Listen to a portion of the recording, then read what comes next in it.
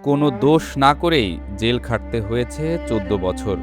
আর তা প্রমাণ করে খালাস পেতে লাগলো আরও ৮ বছর। ২০ বছর বয়সে জেলের ৪ দেয়ালে আটকে থাকা সেই তরতাজা যুবকের বয়স এখন ৪২। যে অপরাধ তিনি করেননি, সেই অপরাধে জীবন থেকে ঝরে গেল নিজেকে গড়ার স্বর্ণালী সময়গুলো। এ দায় কার? আমি যে নির্দোষ হয়েছি, আমি খালি খেলে আমার জীবনের লাইফটা আমার শেষ করে ফেলাই দিছে। এখানেই শেষ নয়। ইব্রাহিম আলী শেখের জীবনের বাস্তব চিত্র সিনেমার গল্পকেও হার মানায়। তিনি জেল হাজতে থাকায় সংসারে নেমে আসে অনটন। স্ত্রীর দিকে পড়শিদের বাঁকা চাহনি, স্বামী হত্যা মামলার আসামি। অপমান সহ্য করতে না পেরে ২ মাসের কন্যা সন্তানকে ফেলে চলে যায় স্ত্রী। দিনমজুর ইব্রাহিমের সাজানো সংসারে নেমে আসে অভিশাপ। খুব কষ্টের কাজকাম করে বেড়াই। কাজকাম করে বেড়াতে আমি ঘুরি ফিরি কাজকাম করি। যখন যে কাজ করি আমি সেই কাজ করি। আমার তো চলার মতন কিছু নাই। ঠিক কী অপরাধে গ্রেপ্তার হয়েছিলেন, গ্রেপ্তারের সময় সেটাও জানতেন না ইব্রাহিম। কার অপরাধের ঘানি টেনেছিলেন দীর্ঘ ২২ বছর, কার পাপে বাবার স্নেহ বঞ্চিত হয়েছে আদরের কন্যা, এসব প্রশ্নই এখন তাড়া করে তাকে। দারিদ্রতার কষাঘাত ছিল অভাব। তবুও সারাদিনের খাটাখাটনির পর বাড়ি ফিরে জন্মদাত্রী মায়ের মুখ, প্রিয়তমা স্ত্রী, সন্তানের মুখের দিকে তাকালে সব কষ্ট হাওয়ায় মিলিয়ে যেত। ওই সময় আমি সোয়াদ দিয়ে আসতেছি আমাদের মেন রোডে, আমি গাড়ি পাইনি। আমার রাত সেদিনে ১০টা ১০:৩০ এরকম অনুমান বাজে আমি গাড়ি পাইনি। আমি সোয়াদ দিয়ে আইটে আসতেছি। কোন পথে আইটে চলে আসবো। আইটে আসার সময় ওই জায়গায় রক কন্ডাক্টর মোড়ে ওই জায়গায় একটা মার্ডার হয়, সেটা আমি জানি না। আমি ব্রিজের ওই জায়গায় চলে আসি। চলে আসার ওই জায়গায় আমার ব্রিজের পুলিশ অফিসার আমারে সন্দেহজনকে আমার ওই জায়গায় অ্যারেস্ট করে। আর এইবারে এই জায়গায় একটা মামলা হয়, এটা আমি জানি না।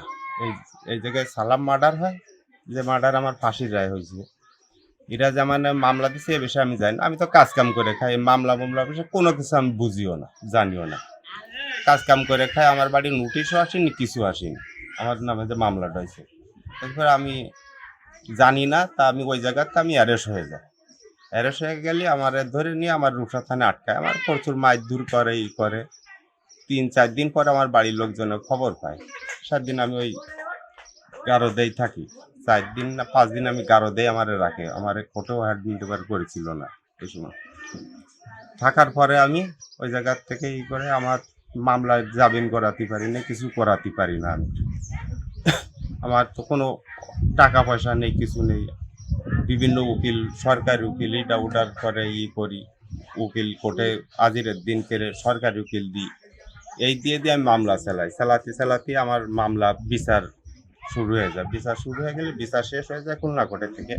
বিচার শেষ হলে ওই সময় আমার ফাঁসির রায় দেয় মামলায়। ফাঁসির রায় দেয় ১১ সালে।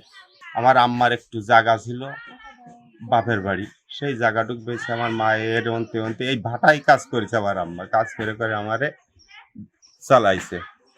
আমার তো কেউ নেই, আমার চালাবে কিটা? আমার একটা স্ত্রী ছিল, সেও চলে গেল। আমার ২ মাসের একটা মেয়ে ছিল, ওই মেয়ে দুধের মেয়ে ফেলাই দিয়ে সেও চলে গেল। তারা কি বালি চলবে, চলে গেছে জানি না। মেয়েটারও আমি বিয়ে দিতে পারিনি। মেয়েটা বহুত কষ্ট মানুষ করেছে আমার মা। মানুষ করে টরে তারপরে বিয়ে দিছে। সেও এখনো কষ্টে আছে। ওই বিভিন্ন খুঁটা দেয় মানুষ। তোর বাপ মামলা খাইছিল, ই খাইলো, বিভিন্ন খুঁটা বার্তারা দেয়।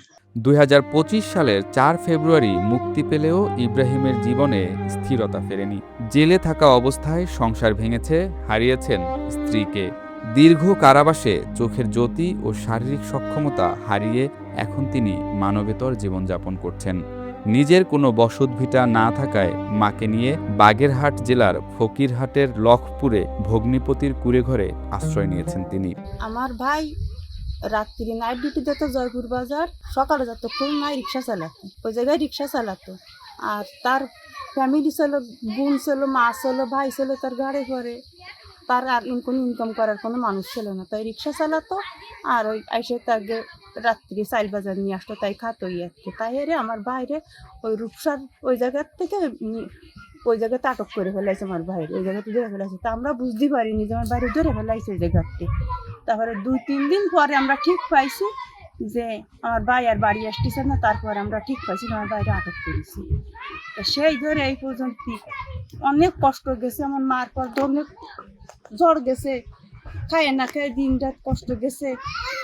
তারপরে আমার বাইরে জেলখানায় আটক করেছে। আটক করার পরে আমরা কোনো ছাড় কোনো লাইন পাইনি, কোনো কিছু পাইনি। ওই জিয়ানে যায় সে নি ওই মাসে শুধু টাকা চায়, শুধু টাকা চায়, টাকা ছাড়া আর কিছু চায় না। তারপরে আমার মার কিছুটা জমি ছিল তাও বেঁচে দিলাম, দিয়ে পেলাম কি তাও টাকা পয়সা করে দিতে পারিনি, তাও পারলাম না। তারপরে একটা উকিল ধরিলাম, উকিলটাও মারা গেল। মারা যাওয়ার পরে আর কাগজপাতি আমরা কিচ্ছু পাইও না, আর কোনো জায়গার থেকে কিছু আসেও না। তাই এ করতে করতে 17 সালে শুনি যে আমার ভাই যাবি খালাস হয়ে গেছে। আমার ভাই খালাস হয়ে গেছে, ওই ইয়ানে কয় খালাস হয়ে গেছে, 12 হয়ে যাবে নিয়ে হবে নবেন, ওই যায় যে সেনতে টাকা পয়সা ভাঙ্গে ভাঙ্গে ফিরে আবার বাড়ি চলে আসি, পাইনি। তাই এই 25 সালে যাইগে আমার ভাই এই 7-8 বছর পরে যে ফিরে তাই বাড়ি আইছে। আমরা চাই যে আমার ভাই তো একদম নিঃস্ব, তার কিচ্ছু নেই, স্যারে না তাও তো ভালো নেই, কাজকামও করতে পারে না, কিচ্ছু পারে না। তখন সরকার যদি তার পাশে একটু দাঁড়াতো, তার কিছু দিত, তাহলে সে একটু যাক বাইসে থাকার কোনো ভরসা তার ছিল, তাই ছাড়া তার কোনো ভরসাই নেই বাইসে থাক, সে কোনো কাজকামই করতে পারে না। শারীরিক অসুস্থতার কারণে এখন আর কোনো ভারী কাজ করতে পারেন না ইব্রাহিম। মাঝে মধ্যে অন্যের চায়ের দোকানে কাজ করার চেষ্টা করলেও রোদ সহ্য করতে না পারায় মাথা ঘুরে পড়ে যান তিনি। নিয়মিত কাজ করতে না পারায় অনাহারে অর্ধাহারে দিন কাটছে মা ছেলের। বুঝি নেতেও যায় গে আমার ওই মেয়েটারে সাথে নিয়ে যায় যে আমি দেখি, তাও আমি কোনো খোঁজ পাই নেই এরিনি। তাই আমি সরকারের কাছে আমার ছেলেটা যাও একটু বসে একটু নড়ে চড়ে খাতে পারে সেই ব্যবস্থা। ছেলের তো কোনো নেই, কোনো মায়ের গুতন খাইয়ে তার কোনো নড়ার কোনো নেই, সে যে একটা বাড়ি একটা কাজ করবে সে ক্ষমতাও নেই। ছেলে যা তো ওইছে তা তো ওইছে। ইব্রাহিম শেখ নির্দোষ প্রমাণিত হলেও তার জীবন থেকে ছিনিয়ে নেয়া 22টি বছর কে ফিরিয়ে দেবে? রিমান্ড কিংবা গ্রেপ্তারের পর মারধরে তার যে শারীরিক অবস্থা, তাতে কাজ করে উপার্জনের পথও প্রায় বন্ধ। আমাকে মামার অপবাদ দিয়ে যে এখান থেকে ধরে নিয়ে গেছে, কিন্তু আমরা ধরার পরে আমরা জানতামও না যে আমার মামাকে ধরছে। আমরা 1 সপ্তাহ পরে টের পাই যে আমার মামা ধরা খাইছে মিথ্যা মামলায়। কিন্তু আমার মামা নাইট ডিউটি করতো বাজারে এবং দিনের বেলা হচ্ছে রিক্সা চালাইতো। রিক্সা চালায় ওইখান থেকে আসার পথে রাত্রে ওইখানে আবার একটা মার্ডার হয়, কিন্তু ওইটাই ওই উল্লেখ করে ধরিছে, কিন্তু ওইখানে কোনো কিছু সে জানতো না এবং ওইখানে সে স্বীকারোক্তি হয়ে জোর করে ধরায়নি। জামিন পাই 17 সালে এবং সে ছাড়া পায় 25 সালে এসে, মানে দীর্ঘ 7-8 বছর পরেই সে খালাস পায়। যে কাগজ খালাস হয়েছে সেই খালাসের কাগজ ঢাকা থেকে খুলনায় আসে, খুলনা থেকে আবার আমাদের বলে যে আসি নাই, আবার ঢাকায় ব্যাক চলে যায়। তারপর আবার খুলনায় আমাদের অনেকভাবে আনা লাগে চেষ্টা করে, তারপরে সে ছাড়া পায়। এর আগে সে ছাড়া পায় না, কিন্তু কাগজগুলো আবার কেন চলে যায়, কিন্তু এটা সরকারের গাফেলতা না কাদের গাফেলতা এটাও আমরা এখনও পর্যন্ত জানতে পারি না। খুলনায় 17 সালে আসার পরে ফিরে আরও এই 7 বছর লেগে গেছে। এই 7 বছরের ভিতরে আমরা টোটালি আর জানি নাই যে কাগজ কোথায়, আর কি কোনো উকিল মোহরি মুক্তার কেউই বলতে পারে না যে কাগজ কোথায় আছে। আমরা চাই সরকার যেন একটা সুব্যবস্থা করে দেয়। তার পরিবার ফ্যামিলি এখন কেউ নাই, কারণ সে এখন তো একবার বৃদ্ধ হয়ে গেছে। যে সময় সে ধরা খায় সেই সময় অনেক যুবক ছিল, সেই সময় 20-22 বছর বয়স ছিল, আর এখন তার 40-45 বছর বয়স হইতে গেছে, এখন সে বৃদ্ধ। এখন সে অনেক কিছু জীবন থেকে হারাই ফেলেছে। এখন তার ওইভাবে কোনো সহযোগিতা কিছু পাচ্ছে না কোথা থেকে, বা ঠিক মতো ইনকামও করতে পারে না, শরীরে অনেক মারধরও করছে, করার পরে সে এখন অসুস্থ অবস্থায় আছে।